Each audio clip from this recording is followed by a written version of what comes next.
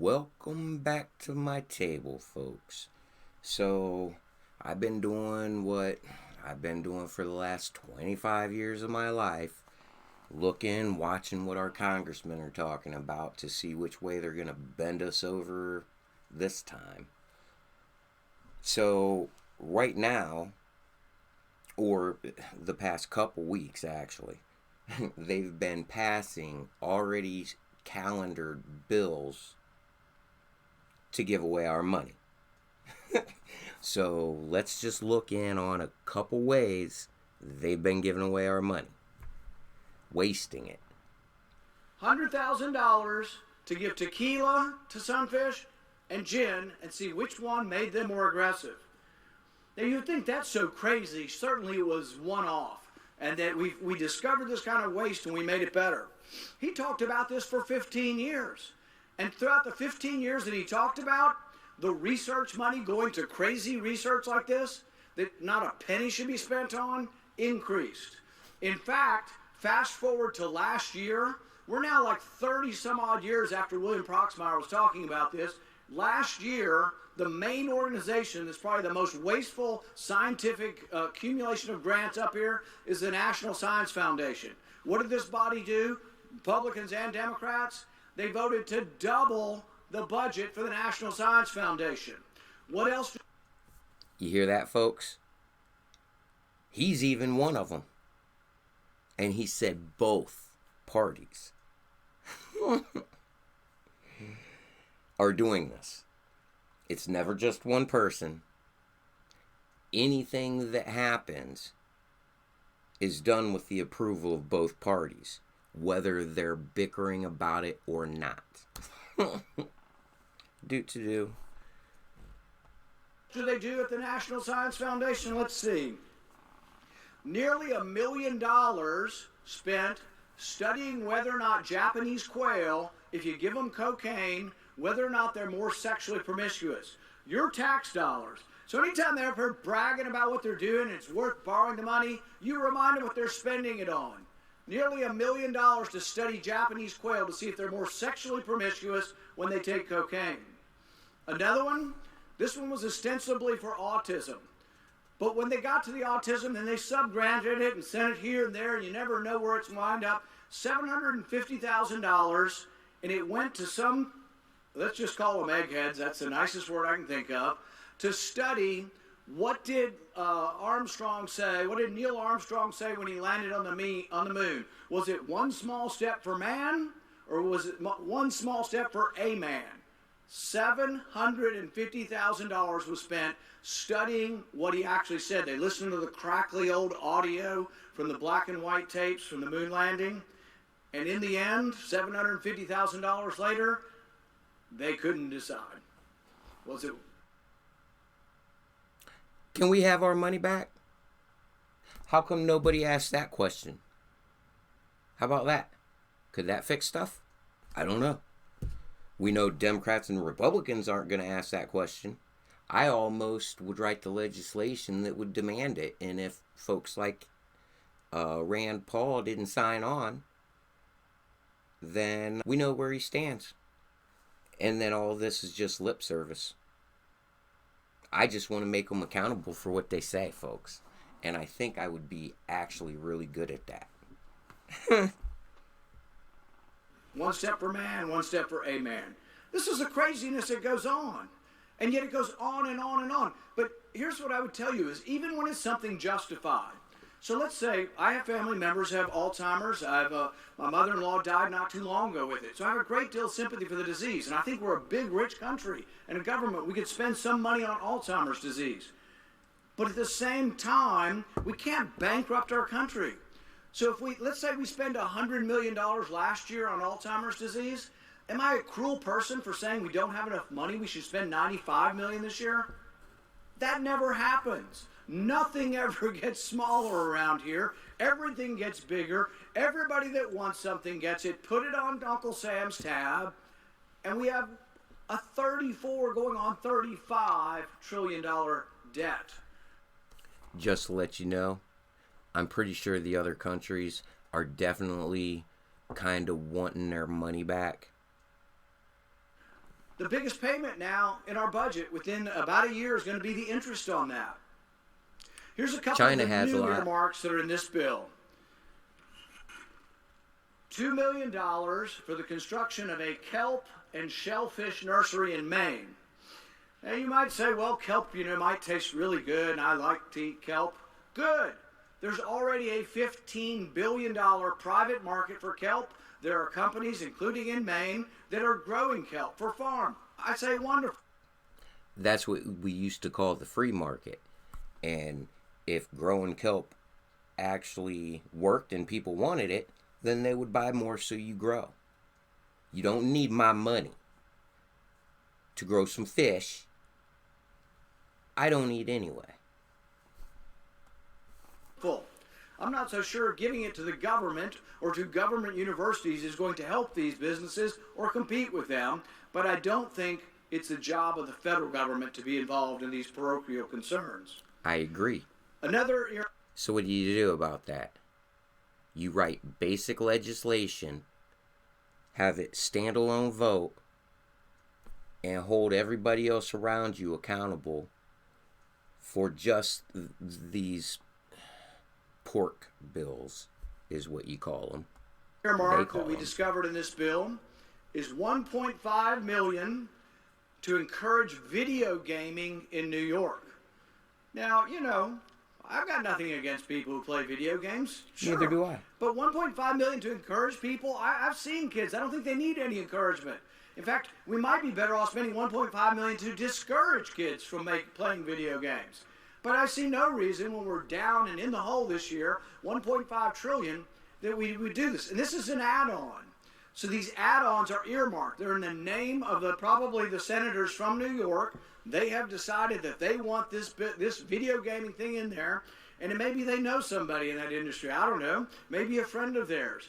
That's why you don't earmark things. That's why things are supposed to be for the general welfare. You don't just say, oh, here's something I'm going to give to a specific parochial interest in my neighborhood or in my state. The third item we have is $388,000 for Columbia University.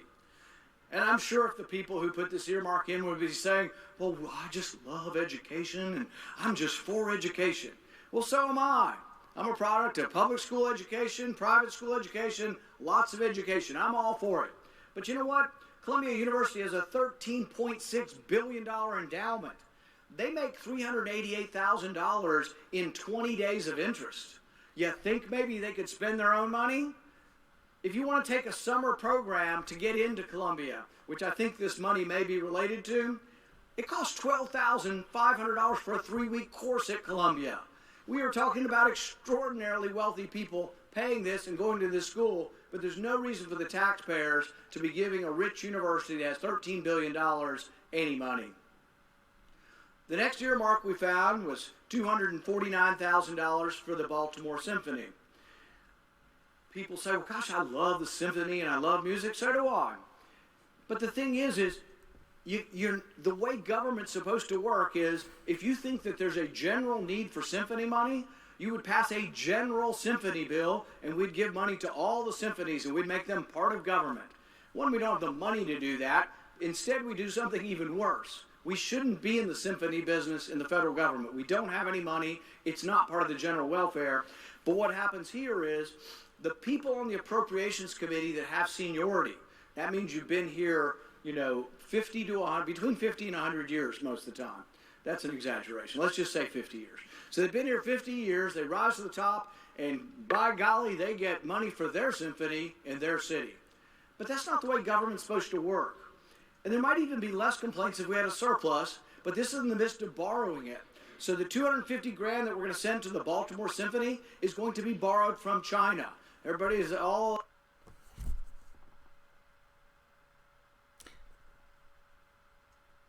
So China owns a lot of our debt. They're supposed to be getting the interest off of it.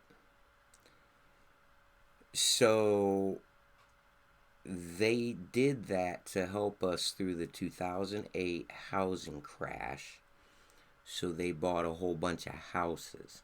What I also found out was that they were actually having their citizens come here on vacation, having their babies, then going back to China. So probably a lot of the folks that are coming here illegally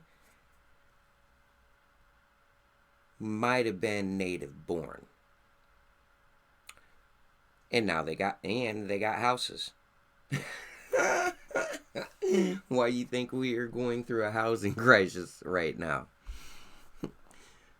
Anywho, back to Randy. Up in arms about China. Well, we're borrowing the money from China. We're becoming weaker than China because we keep spending money we don't have. The next earmark was $1 million for Cambridge, Massachusetts Community Center to install some solar panels. Now look, I like solar panels as well as anybody. I think it's really kind of cool to get some of your energy from solar panels. But this is a rich community. This is where Harvard is. This is where, some of the largest, most successful corporations in research are in Boston. You think they can't pay for solar panels? Solar panels aren't the general welfare. Our founding fathers said that all spending and taxation had to be for the general welfare, and they went one step further. In Article 1, Section 8, they laid out all the powers of Congress, all the things that we're allowed to do.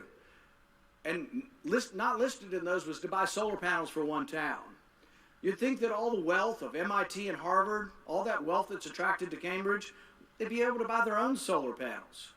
But it has no place in a budget that's $1.5 trillion in the hole and only makes us weaker.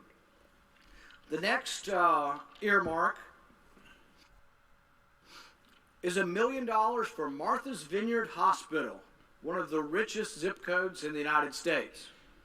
I've been to Martha's Vineyard. It's beautiful, but I can only afford to go one time. But the thing is, if you live there, that's wonderful. I'm all for wealthy people. I love that they have all these beautiful homes. I think President Obama may have a place there. But the thing is, pay for your own hospital. I've got little tiny hospitals with 40 beds in a really rural community that, because of all the rules and regulations, are barely breaking even in Kentucky, and I don't see sending millions of dollars to Martha's Vineyard. But once again, why did it go to Martha's Vineyard? Because somebody's been here for 50 years, they're on the Appropriations Committee, they put an earmark and say, I want the pork to go to Martha's Vineyard. Nobody makes a debate over whether Martha's Vineyard needs it more. It's because those older crooks and crones, rhinos, have been lining people's pockets just like their own. And that's who their friends are. That's it. Most of that money gets squandered away in their pockets. But we can't help the people of Palestine, East Palestine. We can't just make sure that they have health care so they could go to the doctor, so that way the doctor can assess what issues they got from one of the biggest chemical spills, I think, so far in America. Only time will tell. But doesn't matter. They didn't fix that problem either. The root cause. So it's coming to a town near you, sooner or later. Eventually they'll figure out where they gotta fix the tracks at, if you know what I mean. Then Harlan, Kentucky, they just stick an earmark in there and they get it because they've been here a long time. It's a terrible way to legislate, but it's a terrible way to legislate in the context of this enormous debt that we are amassing. This bill is teeming with about $2 billion worth of earmarks at a time when we can't afford the additional debt. Just days into the new year, the Treasury Department announced that the U.S. debt had surpassed $34 trillion. Hard to fathom. Awesome. Chairman of the Federal Reserve came out and said it's an urgent problem. Jamie Dimon with J.P. Morgan Chase came out, said it was an urgent problem. And in the heels of people saying that it's an urgent problem, what happens? Congress rises to the occasion and borrows more money. Yep. Talk about tone deaf, completely tone deaf. We're just going to borrow another $1.5 trillion on the heels of $34 trillion. We are spending at such a rate that right now we are averaging $1 trillion to the debt every 90 days. If that pace continues, Instead of 1.5 trillion, it could be up to 4 trillion in the next year. Since this year, the U.S. is borrowing money $7 billion a day. Think about that. We're borrowing money at over $300 million per hour. $3 million per minute is being borrowed. We're borrowing money at $85,000 a second. This is just spinning literally out of control. If you look at the debt clock online, a lot of that money is just so that way they can like keep on cutting people with Social Security checks. Their check. That's why literally when they do these types of bills, they have to keep on giving to you. So when they say, oh, if the government closes down, then people on Social Security won't get their check. That is very correct. Because they don't have the money in the bucket anymore. They spent it on war. We went to Iraq, we went to Afghanistan, but they started doing it in a mass rate back with Ronald Reagan. We conquered South America with the Bush, Herbert Walker Bush. So they have to print money just to pay you Social Security people and almost every government worker, for the most part. You can see the numbers, just spinning like crazy. If we're to judge the backroom negotiations between the uni-party leadership in Congress and the White House by its results, we can only conclude that they do not take our spending problem seriously. Even Republicans who talk such a good game about government spending and respect for taxpayer dollars when they're at home cannot be depended upon to fight for fiscal sanity when push comes to shove. Our nation's greatest threat comes not from abroad, but from within the halls of Congress.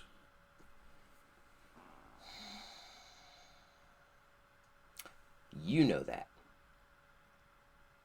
I know that. They know that. But they still keep on doing what they're doing. Just like we collectively keep on voting for Democrats and Republicans instead of logically coming together, trying to work together, run somebody different. Hopefully they come from a humble background. I personally would prefer true conservative values.